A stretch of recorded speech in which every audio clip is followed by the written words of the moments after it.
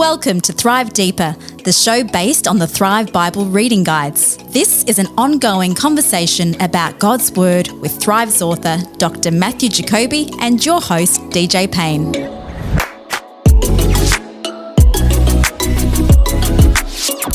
G'day and welcome to Thrive Deeper, your favourite Bible podcast. It's episode 128. I'm your old mate, DJ Payne, and on this episode, Matthew Jacoby and I sit down and we conclude the book of Joshua. Last episode was Joshua Part 1. This is Joshua Part 2, covering chapters 7 to 24. Yeah, that's right, that many chapters. So you got to hold on to your hats this episode because we are going to fly through a lot of this Israelite history as they come in to the land that they've been promised. Now, I've also got a very, very special offer exclusive to you who are listening. So make sure you keep on listening to find out all about that. But right now, let's get into that conversation between Matt and I about the book of Joshua in our Thrive studio.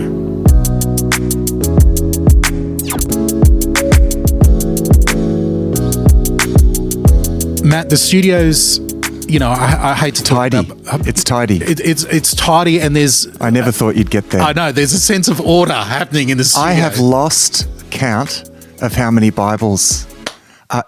what is it with you and actually, that's a funny question, isn't it? What is it with you and Bibles? Well, I'm a Christian. No, but seriously, says the man you've who's just doing a showed me. Bible podcast. You've just been showing me the the ESV Illuminated Bible, which is just beautiful. Yeah, I've just turned around and pulled it off my shelf here. What is it? You collect. Look.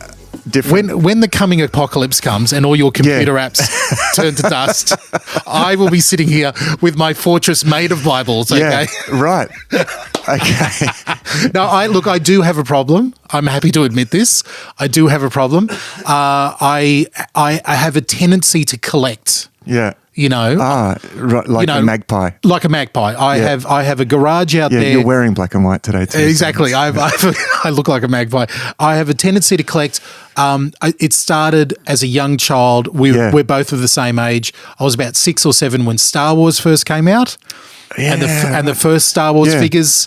Wow, I've never, in all the time that I've known you, we have never had this conversation. Well, I literally, where is that? They've got a big thing of sunglasses. Is it? The sunglasses are up there. The sunglasses crate. That makes sense. And the box of Star Wars figures is around here as well. Oh, right, okay. All the original Star Wars from the 70s and 80s.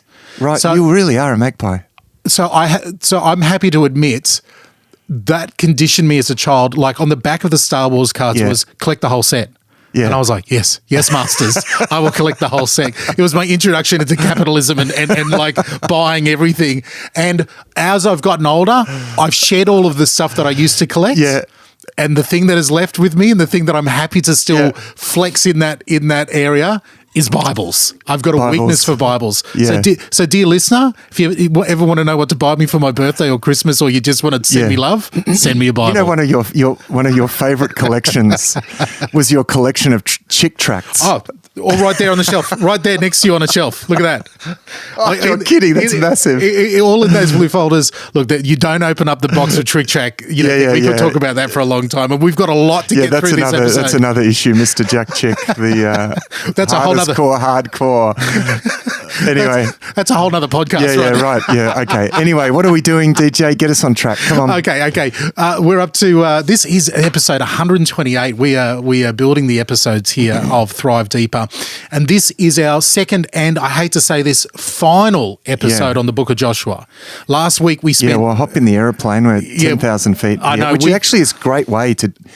The rest of this book, I reckon it's a good way to do that. I think so. Snapshot. We can really get sunk down. So on the last episode 127, if you haven't listened to that, I highly encourage you to listen to that. That's given you the introduction of who Joshua is, his time, place in the history of Israel and in the Bible. And we've covered all that in the first 6 chapters we covered in the last episode of Joshua. So now, as we pick up in chapter 7, we have Joshua and this whole new generation of Israelites in the promised land, walking in. They have set their minds to the covenant of God. They've sworn the oaths. They have said, we're doing this. And we now see what that actually looks like for Yeah, that's right. what the promise is all about here in chapter 7 is a great way to introduce That's it. right. So as we've talked about Jericho last time, Yes. didn't we? Yeah. Now there's just an important concept here as we go into the aftermath of Jericho, and it's the concept of herem, and I've referred to it before. Herem is a word that is used whenever, and we're going to see it used heaps in the book of Joshua. It's used in Deuteronomy, and it's a technical term that is used to describe something that is, and it's often translated as either totally destroyed Yes. in the NIV, but it has strong religious connotations. Okay. It's the language of set apart for sacrifice. It's a religious term, actually. So sometimes it's translated devoted to destruction. Oh, wow. So Yes. such and such a Yes. place is completely devoted to destruction. And that's like a judgment from the Lord type of thing. Yeah, it's a judgment. It's a very interesting term, actually, and it's not a term it's not an idea that you see elsewhere in the ancient Near East. It's unique to ancient Israel, and it's connected with the idea that we've talked about. It is connected with this idea that we've talked about the conquest of the land being very important in God's economy, very Yes. important prefiguration of the final day of judgment. Mate, Okay. Now, you mentioned that. Now that answers a lot of questions. You in mentioned itself. that on the last episode. We went into details in that in the last episode. But reading through a couple of times the book of Joshua this week, it is a prefiguration of Jesus Christ at the end of the world. That's right. Yeah, It even Joshua is the same name. Even it's full means on. God saves, and The patterns are so much the same of what they do and the people. It's amazing. Yeah, and the interesting thing about this because as I said, Jericho was a classic example. Jericho, everything in it, everyone is devoted in this sense, in this very religious sense, and it's the language of sacrifice. It's a little bit like the way that, for example, the burnt offering is described, that it's put on the altar and it's wholly burnt up on the altar, that it's wholly devoted to God, and in this case, almost it's like it's set apart for judgment in the sense of wholly satisfying the justice of God. Yes, And so this is a serious cut. Now, it also causes issue because it's kind of, I think, hard for people to read as we get it. Everything that breathed in the city devoted to destruction. Well, let's jump back a little bit. In chapter 6 of, as they approach Jericho, Joshua, speaking the words of the Lord, says, "Do not take any of the things set apart for destruction." That's right. Or you yourselves and the word will there be is herem, yeah. Or you yourselves will be completely destroyed, and you will bring trouble on the camp of Israel. Everything made of silver, gold, bronze, or iron is sacred to the Lord. Must be brought into the that's right. Must be brought into the treasury, but completely destroyed everything in it. Yep. Herem again is the word that's used. Men, women, young, old, cattle, sheep, goats, donkeys. Yeah. Everything to be destroyed. It's like Revelation chapter 19. Yeah, fully. It's like 2 Peter. Everything will be completely burnt up. The earth and the heavens and it's like this is a prefigurement. Yes. A prefiguration of that. So. But again, can I throw something back at you there? Because it is. I mean, and I love the point that you made on that, Matt, and I think it's a great one to underline, and it helps us understand. But this is also real part of history. Oh, yeah, this is absolutely. By saying this is a prefigurement of what Jesus will do at the end. Good point, yeah. We're not saying that this is like an allegory or a myth or a legend. Well, then it wouldn't be a prefiguration. Thank you. We keep using the words prefigurement actually isn't a word, it's a prefiguration. Anyway, yes, it actually can't be a prefiguration. This is important actually, understanding one of the roles of Israel in the Old Testament is that they embody everything that happens to Israel in the Old Testament embodies a prophetic message about the future. Yes. So their conquest of the land, their ejection from the land, they are constantly embodying these prophetic messages that, of course, in this age goes out to the world. And part of that prophetic message is there is a judgment coming that is an absolute judgment. The world is completely as the Psalm says, the earth is the Lord's and everything in it. right? That's a little bit like the language of Herem, the word, and there is a time coming when God is going to stake that claim. Yeah. And so in whether it's in judgment or whatever. And so anyway, that's what's happening here. Yeah. And the problem with Achan, of course, it's famous story of Achan, which we'll just refer to. This is chapter 7. That's right. Is that Achan takes some of the stuff. Well, we see what happens when that isn't followed. What Joshua Joshua speaking for the Lord says here, we see very quickly in chapter 7 that tell us what happens in brief. Very, very briefly.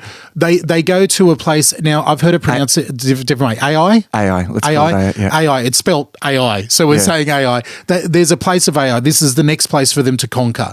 Joshua says, listen, we've just seen what we've done to the Jericho. God is with us. We don't even have to send all the army. Let's just send 3,000 men. Yeah. Fine. Get out there, do it. We'll all wait back here and you guys do it. And they go, no problems. The Lord is with us. They go, they are soundly defeated. Yeah. 36 of them are killed. They turn tail and run. It says their courage melted away like water. Yeah. When they come back, Joshua and the elders immediately realize what is wrong and weep before the Lord. Mourning, tear their clothes, dust in their heads, and lie there before the ark saying, God, show us what we've done wrong. You have promised, you always hold up your end of the bargain, we've broken the promise, show us what. So they come up with a way where they will divine, through the priests and through the ark, they'll bring tribes, leaders, families, and then men. And then there's poor old Achan. And Achan, at the end of that process, there's Achan. And Achan and his family. And let me speak to this because, of course, once that he's found out and they discover that, yes, he has taken some of the devoted Herem, some of the devoted things. Well, Achan, and again, Achan understands what's going on. Yeah. And to his credit, I mean, I hate to even use that phrase, when he is singled out, Achan replies, it is true. I've sinned against the Lord, the God of Israel. Among the plunder, I saw a beautiful robe from Babylon, 200 silver coins, and a bar of gold. I wanted them so much that I took them. They are hidden in the ground, in my tent, and the silver is buried deeper than the rest. So he knew what was going on. Yeah. This is a meticulous, it was a spur of the moment thing, but he has had time to think of it, hide it and everything. He knew that he had broken the promise. He let the people go and get slaughtered. Yeah. And, they've come back. And Joshua sends the men to do a search. There's the stuff. Yeah. Achan is assembled with his entire family. Yeah. And they are slaughtered before, they're stoned before the whole of Israel comes out and stones them. There's something very polarized about these stories. There's lots of judgment here. It's worth bearing in mind that the first story that we have in Joshua, the first account after the commission, is a story of grace. Yeah. There's always these indications. This is where this is going, but grace only makes sense against the background of just judgment, okay? Mm. And this is God using Israel to bring judgment on the Amorites, as it says in Genesis, when that's predicted in Genesis 15, because God waited until the sin of the Amorites reached its full measure. Okay, so this is judgment. But the thing is, lest Israel get cocky, which they did. They very much did. If you don't stick to the plan, then judgment comes on you. So this is really polarized times. Why Achan and his family in an individualistic world like ours, that doesn't make sense. Yeah, why is the family punished? Because of that's a question that comes up all the time with this chapter. But in these times, and in fact in every other culture, there's not that separation between people in that sense. Yes. I mean, each person individually is either held guilty or not guilty, depending on what they do. That point is made in the Bible. Okay, so children aren't held guilty for the sins of the parents, but it's very clear that children bear the consequences of the sins of the parents, because that's part of the empowerment that is given to us in the first place. That all of those we are responsible for will share in the consequence of our actions. Yeah. I mean, we see that in ordinary ways in life, right? All the time. And that's empowerment. That's responsibility. Now, we might say, oh, that's not fair. No, but hang on. Fair is defined against the backdrop of our responsibility, the level of our responsibility. And we might say, well, that's just too much responsibility. Yeah. Well, welcome to being human. Yeah. That's actually what being human is. And Achan, as the head of that family, was responsible. Yes. Not only when he acted that way, he was acting not only on his behalf, but on behalf of his family. Yes. That's the way it works, right? Yep. I mean, even we see this carry over into the New Testament. I mean, because of course, if judgment happens that way, it's even more the case with grace. You know, when God reveals his name to Moses, Yep. you know, when he hides him in the cleft of the rock, the Lord, Yep. you know, punishing the sins of the fathers to the third and fourth generation, but showing grace, but showing favor to 1,000 generations, right? So, and by punishment, it means consequences. Yes. Now we see the flip side when Peter says in Acts chapter 2, the promises to you and your children. Yeah.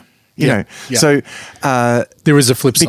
because God doesn't separate us from those that we're responsible for. And the other side to remember is in this particular culture, in this particular time of people, and this is the way that God wanted it for these Israelites, is they're living within clans. They're living, people groups and family groups are ultimately important, especially going into a foreign land of these debaucherous, satanic, you know, demonically inspired people. It is incredibly important to stay, you know, the clans to be important. And the family household, it's not, we have a problem in thinking of individuals. The other point here is that the treasure that he had stolen was hidden underneath the tents where the family lived. You know, they're not saying that they were all guilty. He was guilty. And it's often pointed out that in a sense that everyone, the family knew about it. They can't not know about it. Exactly. And the other thing is that the judgment wasn't a surprise for Achan and the family. No. Joshua said, we're doing this to find this person, and this is what's going to happen to that family. So let's go. And when he was found out, he fessed up to it, knowing full well that this was a death sentence for him and his family. That's right. Yeah. So on the back of that, we go into chapter 8. Joshua then, instead of sending 3,000 people after repenting and doing all of this, he sends 30,000 guys in, takes them, soundly defeats them. Yeah, that's right. Does an amazing job, chases them all away, and sets the whole place on fire. And, you know, they bring out the king. And this is the beginning of what can be really troubling for some of us in reading it in these points here, because Joshua, in the records here of Joshua, of Israel taking the people, taking these towns, it goes to a point of saying, like, we end up in chapter 8 that Joshua, and again, depending on where you come from, me growing up on these books as a child in Sunday school, these were my favorite stories. I love these stories. Reading at the end of Joshua impaled the king of Ai on a sharpened pole and left him there until evening and all that type of stuff. Man, as a young boy, this was the exciting Of course, thing. there's a theological significance to that because of the verse in Deuteronomy that says, "Cursed is he who's hung on a tree." Yeah. So that was that part is a fairly customary ancient. Look, we're in the ancient era. It's very difficult, actually. In you know, someone reading, if we were sitting in ancient, let's say we were, I don't know, ancient Babylonians or something, we read this. Oh yeah. That's well, how it works. I'll put it to you. To most people outside of the Western world today, reading this, they would be going, "That makes perfect sense." Yeah. In fact, as I also often point out, a God in the ancient world, a God who claims preeminence, as of course Yahweh did, and does not destroy the gods of the nations, does not in military conquest, because that's how ancient battles were understood, not just as battles against flesh and blood. They were always understood as battles between gods, right? Yes. How I know that my God is greater than your God because we beat you in battle. That's so a God who does not win battles in the ancient Near East is Not incomprehensible. Yes. And unintelligible to ancient people. And we think of kings and queens and monarchs as these figureheads. No, these were crucial leaders of these clans and villages who were deeply involved in the spiritual practices and representing their gods. Yes, that's right. They're taking the embodiment of the judgment here. Yeah. So after that, the Lord's covenant is renewed. Joshua builds it. We have another theme in the book of Joshua, whether it's the family of Achan being killed and the stones being piled on top. We go through judgment after judgment after judgment where they pile stones on top of places or villages or people. And it says, and the stones are there till this day. Yeah, you can constantly go check. And till this day. And to this day. So we're dealing with history here. This is This is not just legend. That's right. Yeah.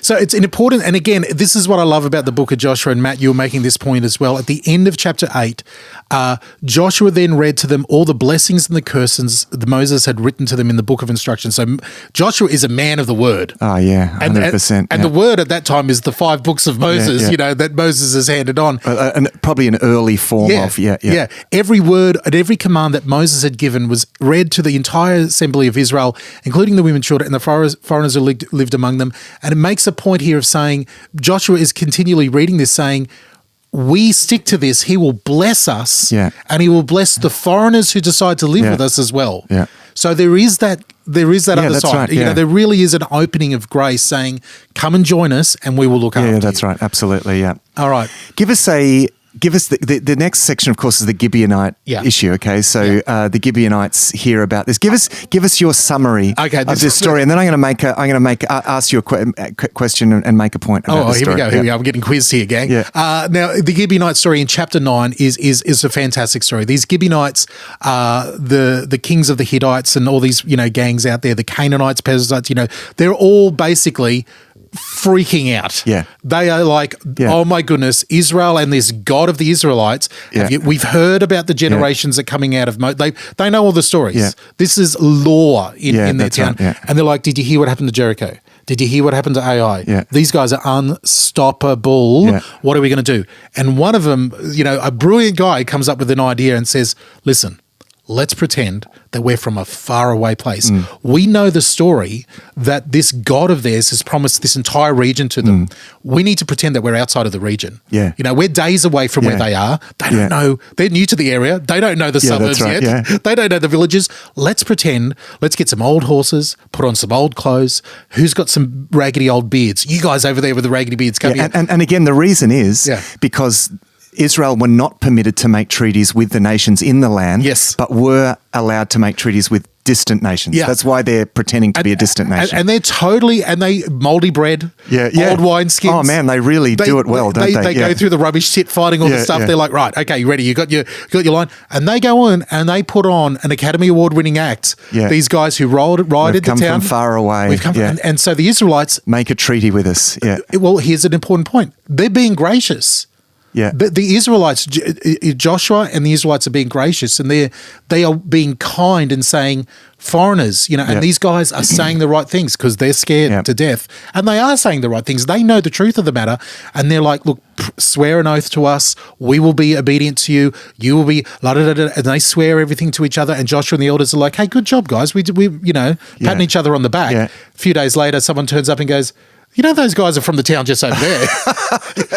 They're from over there. Like, they're just a couple of days that way. And they're like, what? And they're furious. We're tricked, furious. So they go and meet them and say, guys, what did you do? You tricked us. You made us swear an oath in front to our God that we would be friends. And they were like, psych, too bad.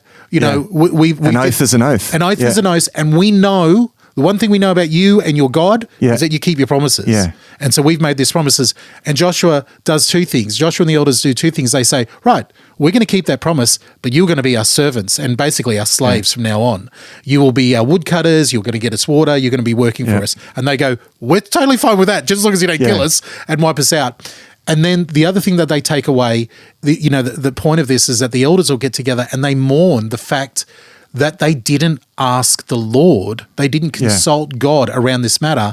They went on, this is going to sound horrible, they went on compassion. They went on face value compassion and went, we're never going to do that again. If someone comes to us and says, we ask the Lord, and they take that away. There's my summary of chapter 9. So they end up, as you say, as woodcutters and water carriers, including for the house of God. This is an interesting one as well. So they're serving the house of God as well. And so they're basically, in a sense, this is their tribute. But anyway, let me ask you this question. Yeah.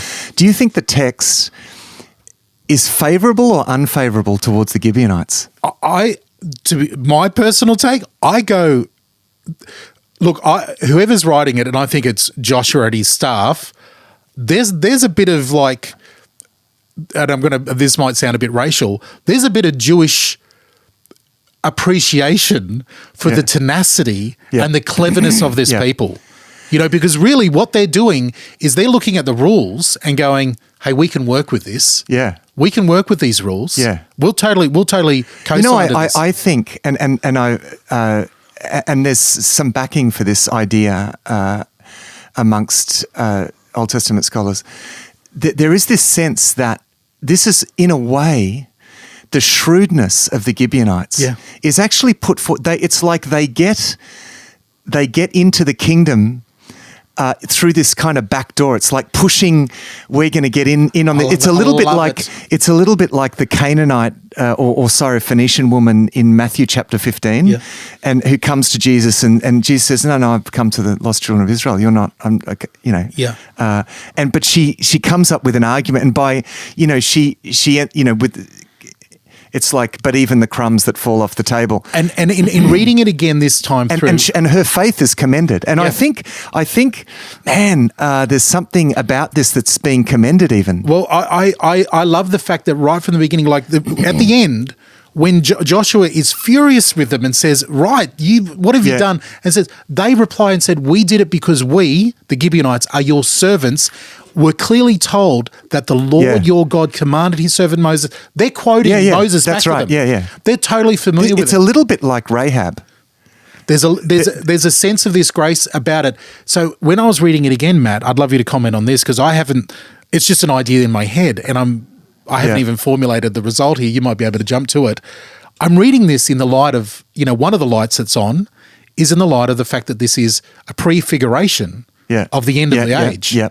And so I'm thinking, okay, who at the end of the age is going to be the Gibeonites and manage to get into the kingdom through, not through the back door, but it made me think of in the book of Revelation, God's mercy is still being proclaimed. God says, I want to save those who will come to me. And maybe the Gibeonites are an example of people who are willing to come to him in any way. I don't know. Yeah, maybe. Look, the one thing I will say about the prefiguration principle is that you do need a New Testament. You need a New Testament validation of that. Otherwise, anything can mean anything. Exactly. And that can turn into what's known as allegorization, where And I don't want to do that. But I think that's fair enough. I mean, I think what is fairly evident here is that while Joshua and Israel are subtly castigated for not inquiring of the Lord, yet the Gibeonites' tenacity here, their faith and their tenacity, their desire to link themselves with Israel is subtly approved here, I think. Yeah. And I think this is borne out to move into chapter 10. Yeah. When these five southern kingdoms, they hear about the Gibeonites, and they hear about everything else that's happening, and they say, listen, we need to get together and actually stand. I mean, these guys would have been fighting amongst each other plenty, but now they're getting together, right? We've got to stand in a united force. 5 kings against Israel, but they go for Gibeon because, hang on. Yeah. Well, see, because they're thinking we'll do this because some of us are giving way, right? Yeah. Some of us are giving way. Yeah. And so we're going to first attack the Gibeonites. Now, so they call in Joshua and Israel, and sure enough, they keep their promise without hesitation. And I the Gibeonites were right about that. They're going to keep their promise. And I love the fact, these 5 Amorite kings attack Gibeon first. The men of Gibeon quickly sent messages to Joshua in Gilgal. Don't abandon your servants now. Come at once, save us, help us, because we're being attacked. Joshua goes, right, entire army to Gibeon. Yeah, so they're benefiting. Yes. They're already benefiting from the favor of God that's on Israel. And actually, what we see here is that God... Yes. God comes to this as well. Yeah. So this is where I think the divine favor is here now. In a sense, the umbrella of divine favor, of God's favor, actually is over the Gibeonites here because God gives them victory. God aids this salvation of the Gibeonites, so to speak. In a miraculous way. In one of the most... Very miraculous way. And then some people will say, this is another one of these parts of the book of Joshua where agnostic, atheist people who do not believe that the Bible is the word of God and do not believe in the miraculous, hand of God over creation, Joshua and the whole army of Israel are slaughtering the Amorites left and right.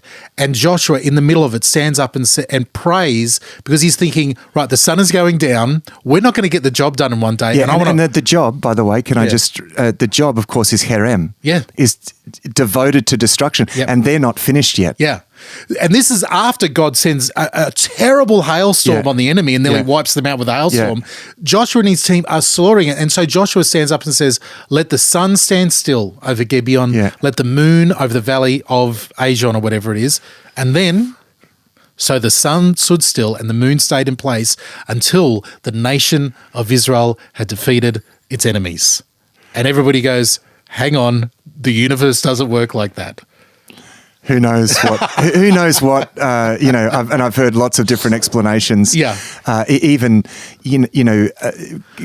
because of course it's what you call phenomenological. Because the sun actually doesn't move; it's the earth that moves. Exactly. But and it may be that there was light, or that there were, I don't know. However.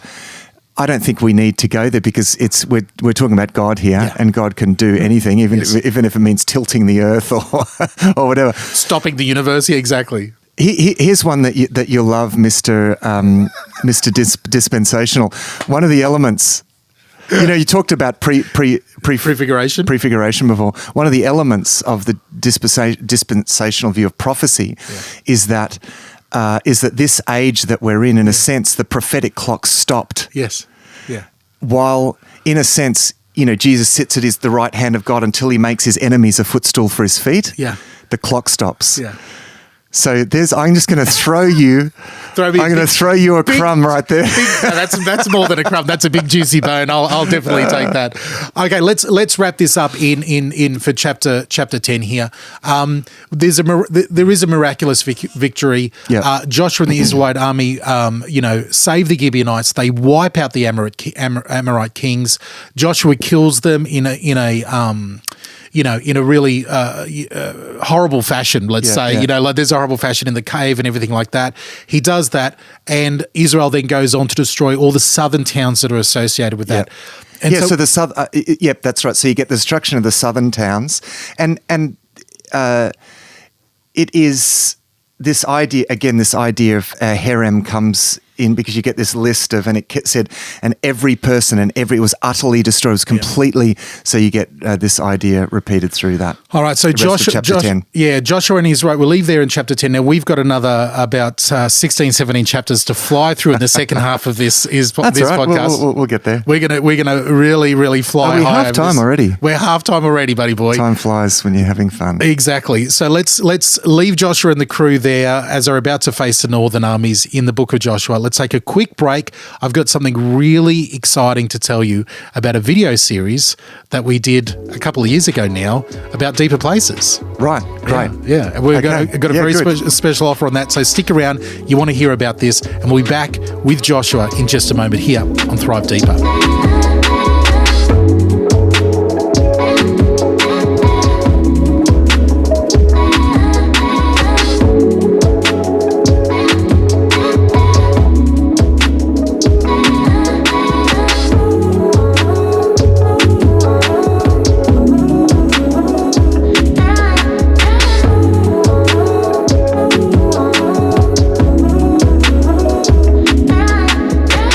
Hey there, family. It's your old mate DJ Payne, and I hope you're enjoying this episode of Thrive Deeper as we fly through the book of Joshua.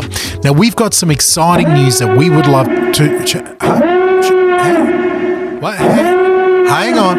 Hey. Oh, I know what that sound is. That is the listeners' special offer. That's right. We've got a listeners' special offer. This is very exciting. Hang on.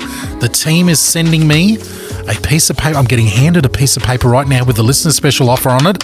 What is this? Oh, I can't believe they're doing this. This is it. This is a great one. You probably know that Matthew Jacoby has written a book. It's called Deeper Places, The Spirituality of the Psalms. It's a beautifully written book that takes you on a journey deeper into your relationship with God through the Psalms. Now, what you might not have known is that we have filmed a video series for Deeper Places, and it is fantastic, if I do say so myself. Now, what the Deeper Places video series is a 7-part video that you watch as either, an individual reading through the book, or you might be doing it as a small group or as a Bible study or as a connect group, and you're going deeper into the book together through the videos. It's a really wonderfully put together program. So you can do it individually or you can do it together. Now, the 7 sessions, I want to give you some of the titles of the 7 sessions because it'll give you a sense of how real and deep this series is. Session 1 is all about spiritual apathy. Session 2, the pursuit of sadness. Session 3, anger management. Session 4, faith complains. Session 5, the waiting room. Session 6, the rest of worship. And the final session, Session 7, the praise of enjoyment. Oh, this series is good. It's Matthew at his best. And in fact, our very own Benita, the lovely voiceover lady, introduces the videos here. And I want to play you a little bit of her introduction into how you can use this into a group session. There are 7 study sessions in the Deeper Places video series, each around 20 minutes in length. At the end of each session, Matthew facilitates a discussion around the session, and these are supported by printable discussion starter sheets. The discussion starter sheets can be downloaded from the thrivetoday.net.au website. Finally, there is a standalone introductory session to this series. In this shorter video presentation, Matthew outlines the subject matter of the 7 sessions and the process for your group members to get the best from this resource. You can show this introduction to your group at the same time as Session 1. However, we would strongly encourage you to view this short introduction together as a group a week or so before you begin Session 1. This will allow people to get to know each other. All right, now I might be a little bit biased, but isn't Benita, the wonderful voiceover lady, just wonderful? Now, what you need to do to take hold of this special offer, this is only good till the end of September 2021. Head over to thrivetoday.tv, thrivetoday.tv, our home on the web, and right at the top of the page, look for a little bar that says Listeners Special Offer. If you click on that, that'll take you to the Deeper Places video series. It'll tell you all about it, and it is 50% off. Half price for anybody using the code THRIVE. So you can click on select, you add it to your cart, and when you check out, use the code THRIVE, the coupon THRIVE, and you get 50% off. Now, the incredible thing, the video series normally price is so cheap at $20 Australian. If you're in Australia, it's $20. So it's only $10 for this 7-part video series. It is great in-depth teaching from our very own Matt Jacoby. You could do it as a family Bible study. You could do it by yourself. You could do it just as a husband and wife, or just maybe your neighbours, whoever you want to do it with. I think it's going to be great. I cannot believe it. Listener special offer, 50% off the Deeper Places video series. Just use the coupon code THRIVE, and it's on till the end of September 2021. Woo! How good is that? Well, that's enough from me. Let's get back into Joshua and this episode of Thrive Deeper.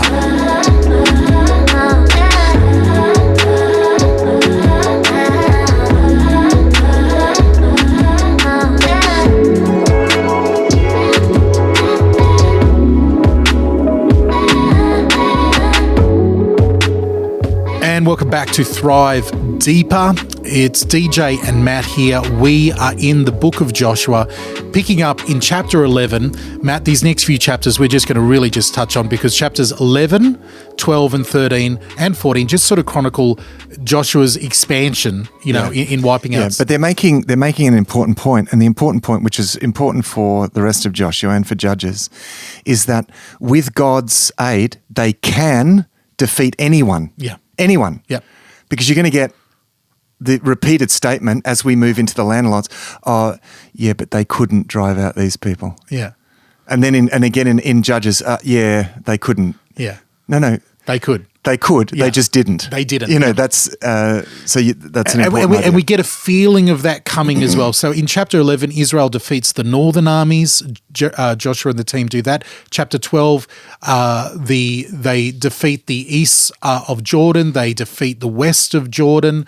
We have lists of kings. That's a resounding defeat of the, so they've defeated the southern kings, then they've defeated the eastern kings. Yeah, and then you get this conquered list, conquered peoples list. Yeah, and the land is starting to be given over to, they're beginning to draw up different territories. We get a hint in chapter 13 that Joshua isn't getting any younger, and God is saying, look, there's a lot more to do. We've got all these Philistines to get rid of in this country. Don't worry. You and the people stick with me. I will wipe them out for you. Yeah. Just keep on listening to me. And Joshua swears and says, yes, we're going to do that.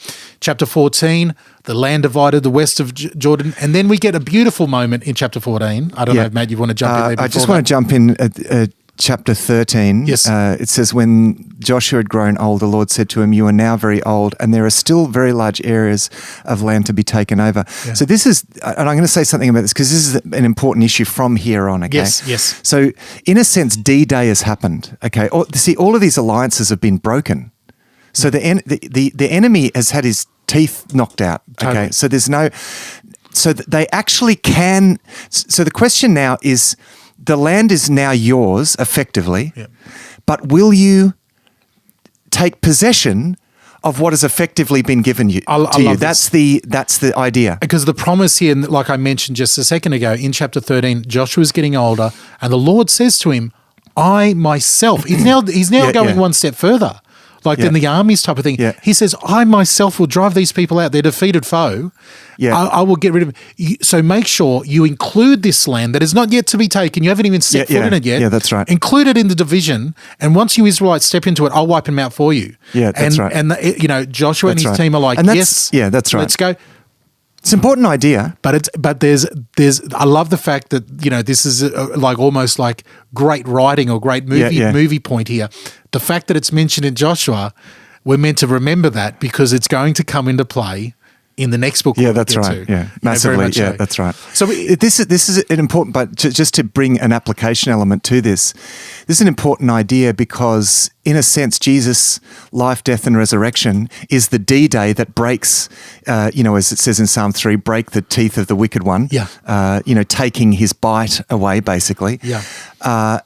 But we're now meant to possess what Jesus has won. Now, the question is, we can take the ground. The kingdom of God, there's no, the kingdom of God can go forward unhindered. So we can take the ground. The question is, will we? Yeah. That's the question. This is same situation. Let me give a plug to our sister podcast, Thrive Perspectives. Episode 40 that we've just put out is a conversation about who rules the world today. Yeah. Is it God? Is it Satan? Is it Jesus? Yeah. Is it man? Yeah. And I think what we're touching on here lays perfectly into that episode as well. So we move into, now I'm going to let me say a few broad things about this division of the land, because from chapter 14 you get... Can we talk about Caleb first? Yeah, we are. This is where I'm going. Okay. Just, whoa, hang on a minute. I don't want to skip over Caleb. I love this guy. No, we don't want to skip over Caleb. Yeah.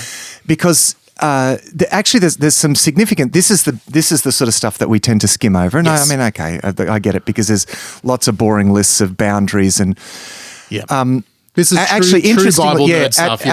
Interestingly, as you go on, the boundaries get increasingly fluid in the sense that as you go on, because the tribes are more and more complacent about taking what's theirs, and so you get these slightly ambiguous kind of boundaries. Now the land allotments are bookended by mentions of specific people. Yes. 2 specific people. Yep. 1, Caleb. Yep. 2, Joshua. Now, to say one thing about Caleb, it's worth recognizing, a lot of people don't realize this about Caleb. Caleb actually is not originally an Israelite. Caleb is a Kenizzite. Yeah. Okay, so at some point, and goes way back, Caleb's tribe had been absorbed into Israel. Yeah. And here is this remarkable. It's a classic example of where you constantly see, again, prefiguring, I think, what happens in the book of Acts. Yeah. Where you just see Gentiles putting Israel to shame for their faith. Amen. You know, I mean, this is what we see in the Gibeonites. Yes. I mean, we see this first Rahab. Yes. I mean, Rahab says, you are certainly going to take this, God is going to give you this land. Yeah. You know, I mean, her faith is, you know, greater than a lot of people who are quivering on the edge of the promised land. Now, for those who don't remember, Caleb and Joshua were two of the 12 spies from the different That's tribes right. and different people who went into the promised land very early on with Moses, right at the beginning, and they were the only two that came back with a good report. Yeah, that's right. Full of Yeah. faith, knowing that God was on their side, and it was that judgment that kept Israel in the land for 40 years wandering, and so now we have all these years later. Yeah. Old man Caleb, the two oldest men in the And they're the only ones that survive. They're the only ones who survived out of that generation, Caleb and Joshua, and we get this story, as you say, the That's right. bookend. The first bookend is Caleb. And the point is that their faith is being honoured here. Yeah. And that's why they get special mention. And, you know, I mean, Caleb, originally not from the tribes of Israel, yet by faith, he gets a special mention at the beginning of the divisions. Of the divisions. Yeah. He's the first one mentioned. It's great. It's great. So Caleb comes as an old man to his mate, 85 years old. Yeah. And it makes a point that Caleb is basically like, hey, man, I haven't shirked from my responsibilities. Yeah. I'm still in there fighting, dude. And this is important because he says down in verse 12, he says, you've heard then that the Anakites were there and the cities were large and fortified. This is the area that he's going to take, right? Yeah. I'm thinking about the Anakites and the sons of Anak and the giants. Yes. And there's a sort of possible connection there with the Nephilim and all of this sort of stuff. You know what I mean? Yeah. So it's the Anakites who were the ones that initially when the 12 spies went into the land, Yes. they said, oh, these guys are there. Yeah. No, we're not going near these guys. Caleb is saying, I'm 85 years old. I love right? it. I love this. Even though I'm an old man, I can take him. Yeah. And why? Because he says, but the Lord helping me, Yeah. I will drive them out, just as he said, that is God said. So here is Caleb by faith is saying, I'm 85 years old, but I'm going to take on these guys. My faith is just as strong. So good. Now, that's an important comment there at the beginning of these land divisions, because as we move through the land divisions, you get these comments. They did not dislodge the Canaanites living in Gezer. To this day, the Canaanites live among the people. And see, in every case, you get this tribe that's given, the land is given to this tribe, but it's often said, and yet they did not drive out this people, they did not drive out that people. Yeah. It says but the Jebusites, the inhabitants of Jerusalem, the people of Judah could not drive out. So the Jebusites dwell with the people to this day. Yeah. And then, however, they did not drive out the Canaanites, then down, yet the people of Manasseh could not take possession of those cities, but the Canaanites persisted to dwell in that land. So that, you know what I mean? And yet it's clear that if they had the faith, they could, and yet they didn't. Yeah. So that's what we have over the next few chapters. We've got the land given to the different tribes, different allotments given to different lands, all the way through to about chapter 20. Chapter 20 talks about city of refuge, fulfillment of the law of Moses, where they set that up. They also cover the towns given to Levites in chapter 21. Yeah, at the end, but just to reverse a little bit, special mention for Joshua at the end of there. So this is the other end of the bookend. So Joshua is mentioned. So God is honouring Joshua's and Caleb's faith. Yeah, and then we get this cities of refuge and Levite cities, because remember, the Levites, they don't have land allotment. They're meant to be dispersed among the people. Talk about prefiguration, because of course the Levites were in a sense a prefiguration of all of God's people, and that's biblical because Exodus 19, you are a kingdom of priests and a holy nation. Yep. And Peter, in his letter, picks this up. Yes. We're a royal priesthood. Okay, so he's referring to all Christians as like the priests and the Levites, right? Yeah. And it's interesting to note that the Levites were, rather than have an enclave in which they lived, they were for strategic purposes, because they were the carriers of the word, so to speak. Yes. The mediators of God's blessing and God's message, the Levites and the priests, they were to be not have their own enclave, but to be scattered amongst the people in these cities. I think it's a wonderful depiction of how it, looking forward to God's people in the new covenant to be dispersed among all the peoples of the earth as the priests of God to the nations. Yeah, that's a great point here in chapter 20 and 21 where it talks about that in the book of Joshua. Then we're getting now towards the end of Joshua. Chapter 22, I think, is worth a mention, Matt. The eastern tribes return home. Yeah. This is an interesting story, isn't it? Yeah, an interesting story and a fulfillment of something that is left over from the time of Moses. Yeah. A deal that was made with Moses here. Yeah. So just to remind our listeners of that. So the half of the tribe of Manasseh, the tribe of Reuben, and the tribe of Gad, when they were still on the eastern side of the Jordan, they said, "Hey, we've conquered these kings anyway because they were attacked by those kings. Hey, can we have this land? We're really happy with this land. This land is beautiful." Moses said, "Yeah, that's fine, but you still need to help your brothers fight the wars west of the Jordan," which they did. Then they go back home. Then you get this interesting thing because they build an altar there, and rumors, the way that rumors are, get back to the west, to the other tribes that they've built a pagan altar, and they're all freaking out, right? Because they're remembering Achan, of course, and like the Lord, we're all going to be destroyed because of what you did. It's an interesting corporate way of thinking there. Yeah. So guess who I love who they send. Yes, this is a great point. I love this point. I love who they send. Phinehas, remember Phinehas, right? Phinehas is always remembered right into, in fact, the New Testament period as the person who embodies zeal for the law of the Lord, right? Phinehas is the guy at the end of the book of Numbers who, when what happened there in the Israelite flaunts his sin, with this cult prostitute, and Phinehas goes up and puts a spear through them both. It's a pretty full-on story. But the point is that Phinehas is the guy, it's the guardian of the law. Of course, the Apostle Saul of Tarsus, who became the Apostle Paul, when he talks a lot about his former zeal as a persecutor of Christians. That zeal is attached to this guy, Phinehas, right? So Phinehas becomes a very important guy. Now, of course, who's the perfect guy? They've broken the law. Phinehas, where's Phinehas? and he's more than happy. And he's more than happy. I'll go in there. I'll go and sort him out. And he's probably still got the spear that he used so they're ready to go and wipe them out. I mean, and because this is serious business, right? Yeah. And so anyway, they go in, and anyway, they find out, no, it actually was a legitimate thing.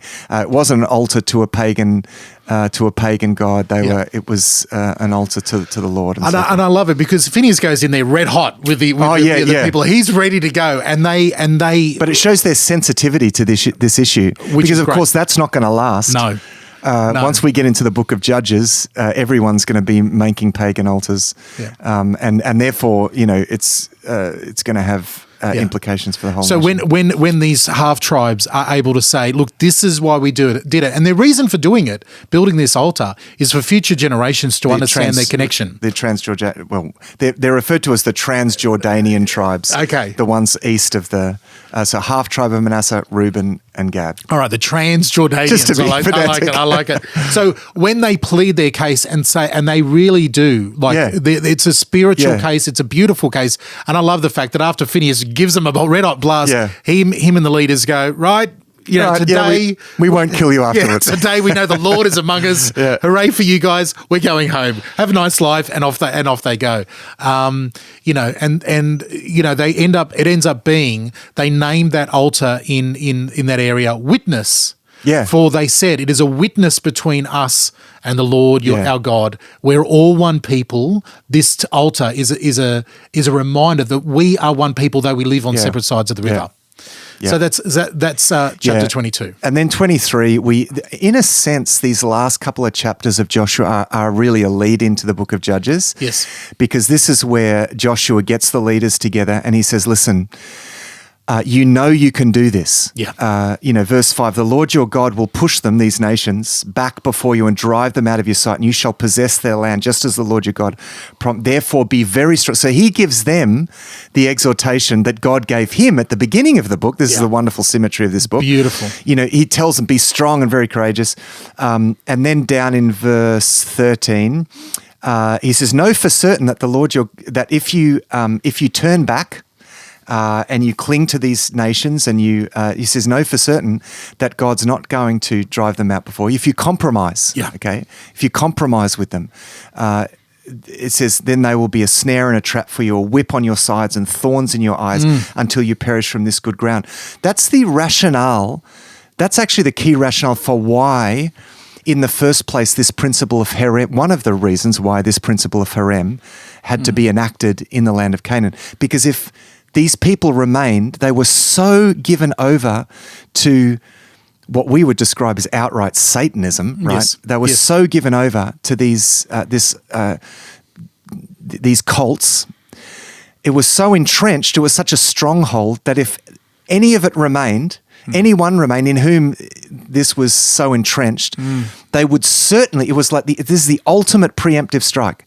If you let them remain within a generation, you will be destroyed. Yeah.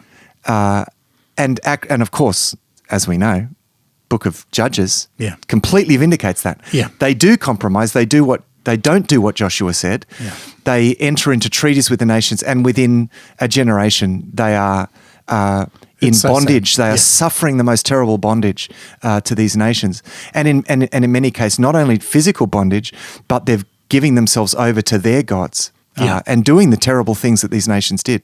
It's so sad. Yeah. It's so sad. And I love this picture. I mean, Joshua is in, we don't know exactly when this is. We know that he dies at the age of 110, Joshua. And so, he's very late in life here. And I love at the ending here, you hear the heart of Joshua, at the end of this chapter where he says, soon I will die.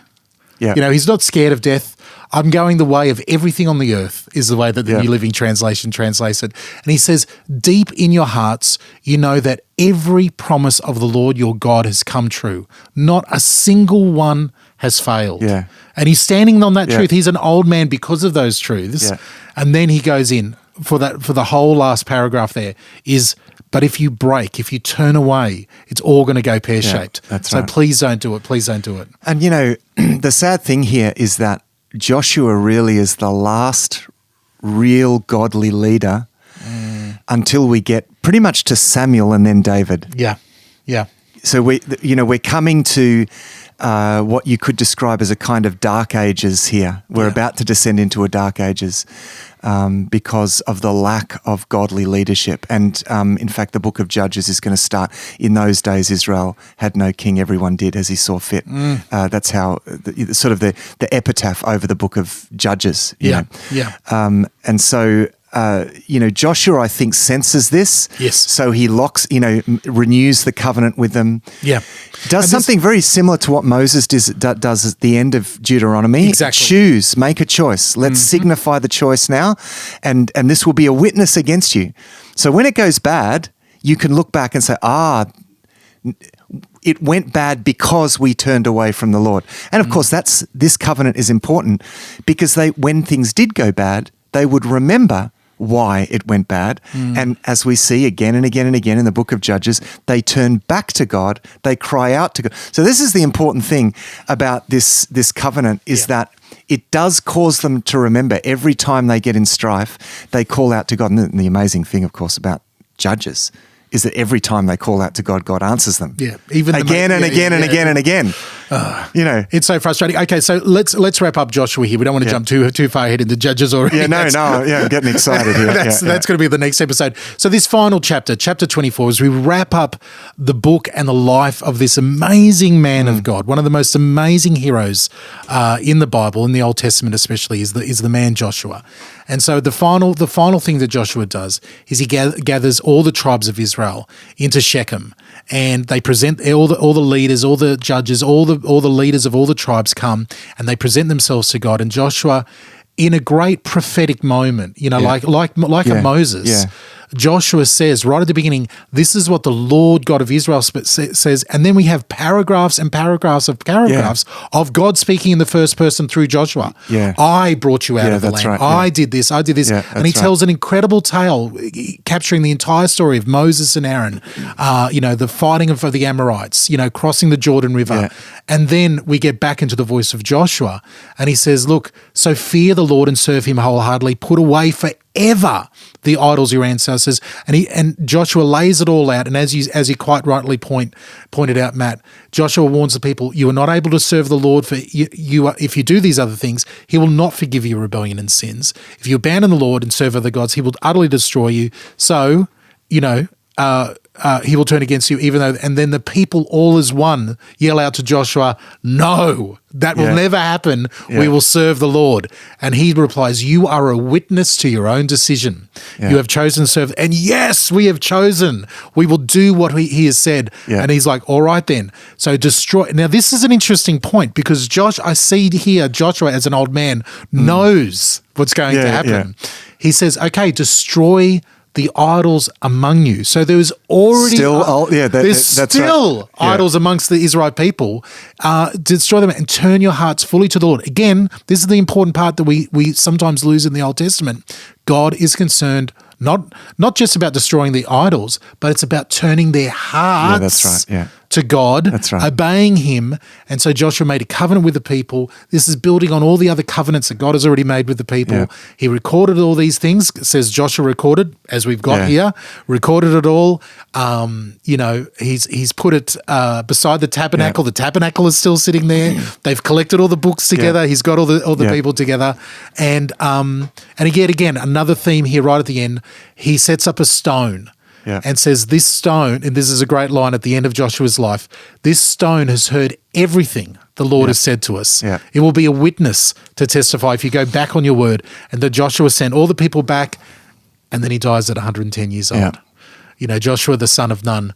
And we get a series of leaders being buried. At the end of the book, the people of Israel served the Lord throughout the lifetime of Joshua, and of the elders who outlived him. So this generation who went through all this, they're with God. Those who had personally experienced all that the Lord had done for Israel. The bones of Joseph. We get the patriarch Joseph, which the Israelites have brought along from the land of Egypt, is finally buried. Yeah, that's right. Eleazar, the son of Aaron, has died. So these generations who've experienced all this are dying out. Phineas is now involved in burying these people, and scholars say that Phineas is probably involved in sort of collecting the works and making sure this is all set up. And that's the end of the book of Joshua. Yeah, well, it's the end of the book of Joshua, but it's the beginning of something else. And this reminds me I can't help but think about Jesus' words to his disciples after his resurrection. It's like this Joshua moment. And again, the fact that they share the name and so important because, I think that the one is connected to the other, and there's this sense in which Jesus is saying to us, you can do this. You know what I mean? Go and make disciples, and because you can do this. The kingdom of God will be unstoppable. Yes. And it just, be strong. You just got to be strong. You've got to be courageous. You've got to keep the faith. Don't assimilate to these nations. Don't take on their gods. Because if you do, that'll kill. It's the same message. I think that we get as we close off the Gospels to what we get as we close off this narrative here. And I think this is why I think we can read these stories. We can read the words of Joshua as almost like an elaboration of the Great Commission that Jesus gives us. And it's what I love about this. Now, I'm gonna serve you up a big softball here, Matt, to wrap it up for us. And I really want you to bring it home and apply it for us. And not just for us who are listening to this in August of 2021 when this episode comes out, but hopefully future generations will be able to listen to this and apply it to their lives. Yeah. How do we apply, there's some gruesome elements in Joshua, and it's pretty full on for our modern mindset. But the spirit of Joshua and what God is calling us to do to not just give head knowledge to the promises of God, but to actually go forward and step into them and really claim them in our day-to-day life. I see so many Christians, so many people who are, who have entered into a relationship with God, falling into the lies of the world, believing the lies of the world, believing other authorities, powers, anything else that puts their way up in front of God's voice.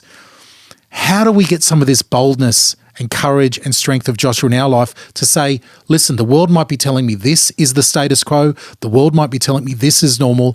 I need to start putting my trust in God and hold on to his promises. It's easy for us to read the book and say that, but my goodness, practically doing it is so hard. Yeah, look, the key to strength and courage in the book of Joshua is sticking to the plan.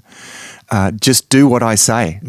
Like, it's not just do whatever you want and do it courageously and with strength. No, it's if you do what I say, if you stick to my plan, we live, and I think particularly, we live in a complex world, and everyone has their ideas of what's good. It's like, no, you don't have to, just stick to the plan, right? Strength and courage, because in this age, we're fighting a spiritual battle, very much a spiritual battle, not like different and similar to Joshua, different in the sense that we're not fighting against people, we're actually fighting for people against spiritual principalities and powers. It's a battle that's won largely through self-sacrifice, through the same way that Jesus won the battle, and we're called to take up our cross and follow him, to have the same mind as that of Christ, who being in very nature God, gave up, like his, and in humility, triumphed. And as we stick to the plan and sacrifice everything for the central plan of being the embodiment of God's living testimonies of the grace of God, being a light in the darkness can never prevail against light. And I think sticking to the plan is the most important thing in an age of distraction. And be strong and courageous about that, and nothing will thwart what God wants to do.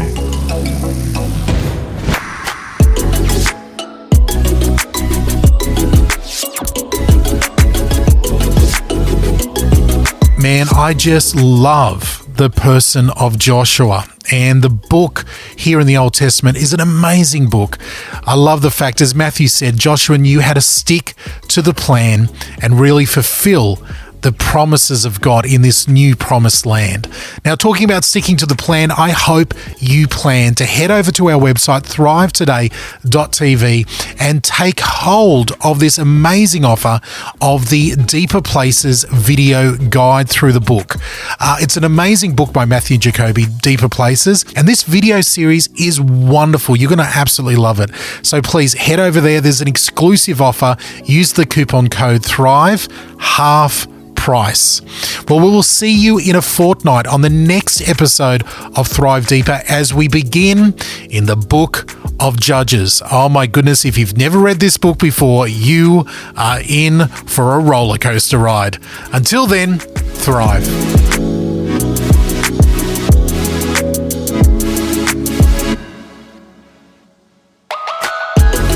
Thanks for listening to this episode of Thrive Deeper. Matthew and DJ really appreciate the questions and thoughts about what you're reading in the Bible as you go through it with Thrive. Our home on the internet is thrivetoday.tv.